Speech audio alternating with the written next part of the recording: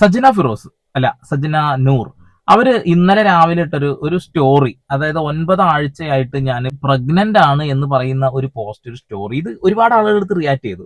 കാരണം എന്ന് വെച്ചിട്ടുണ്ടെങ്കിൽ പൂക്കുറ്റിയും അതേപോലെ തന്നെ സജ്നയും തമ്മിൽ അവിഹിതമാണ് അല്ലെങ്കിൽ പ്രണയമായിരുന്നു എന്ന രീതിയിൽ കുറച്ച് കാലങ്ങൾക്ക് മുൻപ് തന്നെ ഇവിടെ ചർച്ചകൾ നടന്നതാണ്. അവരൊരു സെൽഫി ഇട്ടതാണ് പ്രശ്നം എന്നുള്ളതാണ്. ആ ഒരു സെൽഫി വന്നതോട് കൂടിയിട്ട് അവരുടെ മുൻ ഭർത്താവ് ഫിറോസ്, നല്ലൊരു കോഴിയാണെന്ന് അറിയാൻ കഴിഞ്ഞത്, എന്തിലാവട്ടെ, അവര് രംഗത്ത് വന്നിട്ട് ഇവര് തമ്മിൽ അതാണ് ഇതാണെന്നൊക്കെ പറയുകയും നീലക്കോയിൽ എന്ന ആ ഒരു ചാനൽ വഴി അവരും പോസ്റ്റ് ഇടുകയാണ് ഇവര് വർഷങ്ങളോളായിട്ട് പ്രണയമാണെന്ന രീതിയിലൊക്കെ. പിന്നീട് അത് ചർച്ചയാണ്. പിന്നെ അവിടുന്ന് ഇങ്ങോട്ട് ഫുള്ള് ഈ പ്രണയ അവിഹിത അങ്ങോട്ടും ഇങ്ങോട്ടും ഇങ്ങനെ കരിവാരി തേച്ചുകൊണ്ടിരിക്കുക എന്നുള്ളതാണ്. ഒരുപാട് ആളുകൾ റിയാക്ട് ചെയ്തിട്ടുണ്ട്. ഞാൻ ഇതുവരെ റിയാക്ട് ചെയ്തിട്ടില്ല ഈ വിഷയത്തിൽ. പക്ഷെ ഇത് റിയാക്ട് ചെയ്യാതിരുന്നതിനുള്ള ഒരു കാരണം എന്താ വെച്ചിട്ടുണ്ടെങ്കിൽ ഇവരിതിന് മറുപടി എന്തെങ്കിലും തരുമോ നോക്കാൻ വേണ്ടിയിട്ടാ. ഇവിടെ പൂക്കുറ്റി ഒന്നും മിണ്ടിയിട്ടില്ല, പക്ഷെ സജന വന്നിട്ടുണ്ട്. അതിനു മുന്നേ അബ്ദുൽ വ്ളോഗ് ഈ വിഷയവുമായി ബന്ധപ്പെട്ടുകൊണ്ട് പറഞ്ഞ കാര്യങ്ങൾ നിങ്ങളിതൊന്ന് കേൾക്കണം കേട്ടോ, എന്നിട്ട് നമുക്ക് ചർച്ച ചെയ്യാന്നുള്ളതാണ്.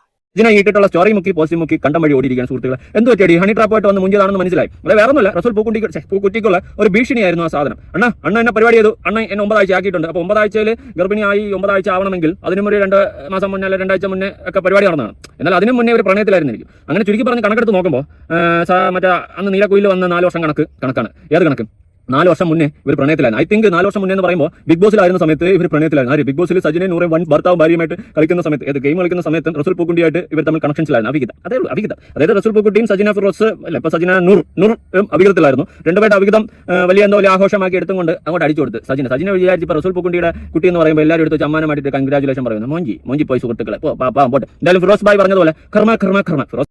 ഓക്കെ, ഈ ഒരു സംഭവം കാണിക്കാൻ കാരണം എന്താ വെച്ചിട്ടുണ്ടെങ്കിൽ ഇവര് തമ്മിലുള്ള ഒരു ബന്ധം അത് ഇവിടെ കാലങ്ങളായിട്ട് ആളുകൾ ചർച്ച ചെയ്യുന്ന ഒരു വിഷയമാണെന്ന് അതിലൊക്കെ കൃത്യമായിട്ട് ചൂണ്ടിക്കാണിക്കുന്നുണ്ട്. എന്നാൽ പല വിവരണങ്ങളും പല വാക്കുകളും യോജിക്കാൻ കഴിയുന്ന രീതിയിലുള്ള കാര്യങ്ങളൊന്നുമല്ല. കാരണം എന്താണെന്ന് വെച്ചിട്ടുണ്ടെങ്കിൽ ഈ ഒരു ശബ്ദ സന്ദേശം, ഈ ഒരു വീഡിയോ നിങ്ങൾ കണ്ടുവെക്ക്, അപ്പൊ മനസ്സിലാവുന്നുള്ളതാണ്. കാണാം.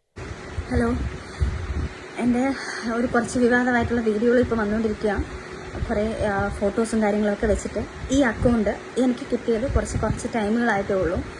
എനിക്ക് എൻ്റെ അക്കൗണ്ട് ഹാക്കായി പോയേക്കുമായിരുന്നു. ഹാക്ക് എന്ന് പറഞ്ഞാൽ എനിക്കറിയത്തില്ല ഇതെങ്ങനെയാണെന്ന്. എനിക്ക് ഓപ്പൺ ആക്കാൻ പറ്റുന്നില്ല, എൻ്റെ ഫോണിൽ നിന്ന് റെക്കോർഡ് ചെയ്യാൻ പറ്റുന്നില്ല. ഈ ന്യൂസ് കിട്ടിയത് എൻ്റെ ഫ്രണ്ട്സ് കുറേ പേര് എനിക്ക് മെസ്സേജ് ചെയ്തിട്ട് ഇങ്ങനെയാണ്, പിന്നെ കൺഗ്രാജുലേഷൻ അന്നേരം കാര്യങ്ങൾ തിരക്കിയപ്പോഴാണ് എനിക്ക് ലിങ്ക് ഇട്ട് തന്നപ്പോഴാണ്, ഓരോരുത്തരുടെ യൂട്യൂബ് വീഡിയോസും കാര്യങ്ങളും ലിങ്കുകളും എല്ലാം ഇത് കാര്യങ്ങളൊക്കെ ഇട്ടപ്പോഴാണ് ശരിക്കും പറഞ്ഞാൽ ഞാൻ ഇതിൻ്റെ ഡീറ്റെയിൽസ് എടുത്തതും. ഞാൻ ഷാലുവിനെ വിളിച്ച് പാനിക്കായിട്ട് എൻ്റെ അക്കൗണ്ട് ഡീൽ ചെയ്തുകൊണ്ടിരിക്കുന്നത് ഷാലുവാണ്. അപ്പോൾ ഷാലുവിനെ ഞാൻ വിളിച്ചിട്ട്, ഷാലു പെട്ടെന്ന് ഇങ്ങനെ ഒരു സാധനമാണ്, ഷാലു എന്താണ് സംഭവിക്കുന്നത് എനിക്കറിയാം, എനിക്ക് എൻ്റെ അക്കൗണ്ട് ഓപ്പൺ ചെയ്യാൻ പറ്റുന്നില്ല, നീ ഒന്ന് ഓപ്പൺ ചെയ്ത് നോക്ക്. അവൾ നോക്കിയിട്ട് അവൾക്ക് ഓപ്പൺ ചെയ്യാൻ പറ്റുന്നില്ലായിരുന്നു. അങ്ങനെ അവൾ എന്തൊക്കെയോ ചെയ്ത് റിക്കവർ ചെയ്ത് എടുത്തിട്ട് ഇപ്പം കാരണം അതിനകത്ത് വന്ന പോസ്റ്റുകൾ കാര്യങ്ങളെല്ലാം ഞങ്ങൾ ഡിലീറ്റ് ചെയ്തിട്ടുണ്ട്.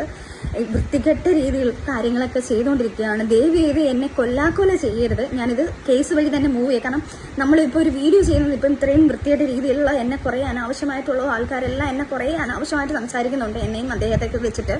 അപ്പം അതുകൊണ്ടാണ് ഞാൻ ഈ ഒരു വീഡിയോ ഇപ്പോൾ ചെയ്യുന്നത്. ഇപ്പം വീഡിയോ ചെയ്യാൻ പറ്റുന്ന ഒരു മാനസികാവസ്ഥയിലും അല്ല ഞാൻ. മാനസികാവസ്ഥയിൽ നിന്ന് ഞാൻ അങ്ങേയറ്റം തളർന്നിരിക്കുക. ഒന്ന് റിക്കവറായി വരുന്നതേ ഉള്ളൂ.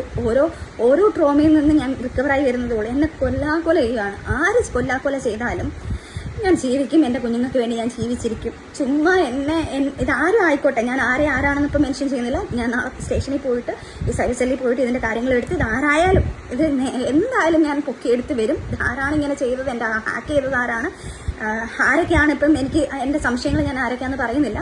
എനിക്ക് പല ആൾക്കാരെ സംശയമുണ്ട്. എൻ്റെ അക്കൗണ്ടിൽ തന്നെ എൻ്റെ അക്കൗണ്ട് ഓപ്പൺ ആയിരുന്ന പല അക്കൗണ്ടുകളും ഉണ്ട്. പക്ഷെ ഇതാര് ചെയ്താലും ഞാൻ തിരിച്ച് ഉറപ്പായിട്ടും നിയമത്തിൻ്റെ മുന്നിൽ കൊണ്ടുവരികയും ചെയ്യും. അത് ഞാൻ ഫോൺ ഓഫ് ആയിപ്പോയി. അപ്പം ദയവ് ചെയ്ത് ഇങ്ങനെയുള്ള കാര്യങ്ങൾ, അഥവാ എൻ്റെ ലൈഫിൽ ആരെങ്കിലും വന്നാലോ, ആരെങ്കിലും എനിക്ക് കുഞ്ഞുങ്ങളുണ്ടായാലോ, എനിക്ക് കല്യാണം കഴിഞ്ഞാലോ, അത് ഞാൻ ഇതുപോലൊരു വീഡിയോ ആയിട്ട് നിങ്ങൾക്ക് എല്ലാവർക്കും ഇട്ട് തരാം.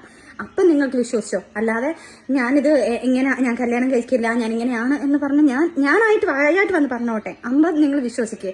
ദയവ് ചെയ്ത് എന്നെ ഉപകാരം ചെയ്തില്ലെങ്കിൽ ഉപദ്രവിക്കരുത്.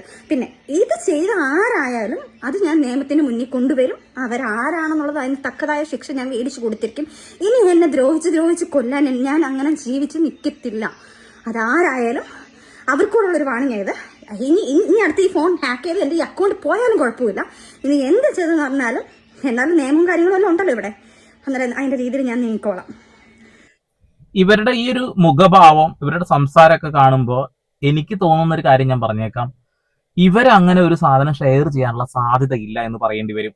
കൃത്യമായി എഡിറ്റ് ചെയ്യപ്പെട്ട ഒരു ഫോട്ടോയാണ് നിങ്ങൾ കണ്ടിട്ടുള്ളത്. നിങ്ങൾ സൈഡിൽ ഇപ്പോൾ കാണുന്നുണ്ടാവുമല്ലോ അല്ലെ. ഞാൻ ഈ ഫോട്ടോ മുന്നേ കാണുന്നത്, അതായത് ഈ സെൽഫി ഫോട്ടോ കാണുന്നത് ഏകദേശം ഒരു മാസം മുമ്പ് ഒരുപാട് യൂട്യൂബേഴ്സ് എടുത്ത് റിയാക്ട് ചെയ്യുന്ന സമയത്താണ്.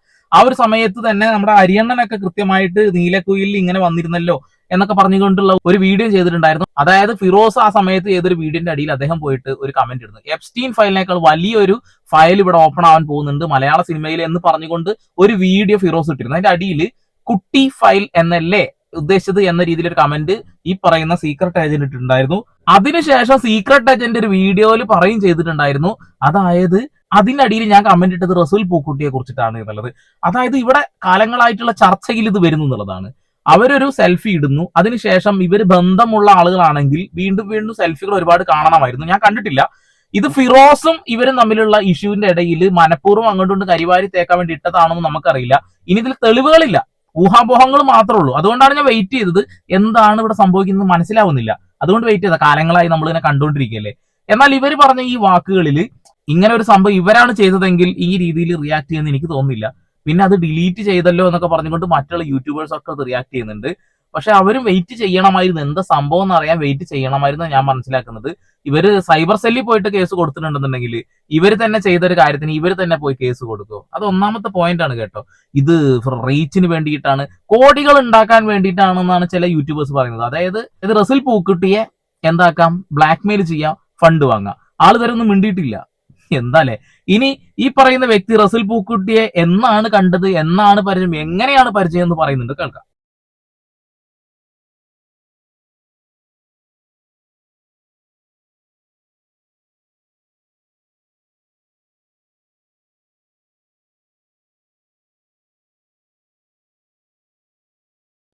ഇയാള് വെച്ചേക്കോ, ഇയാൾ ഇതെല്ലാം വന്ന് വിളിച്ച് പറയത്തില്ല ഇയാള്.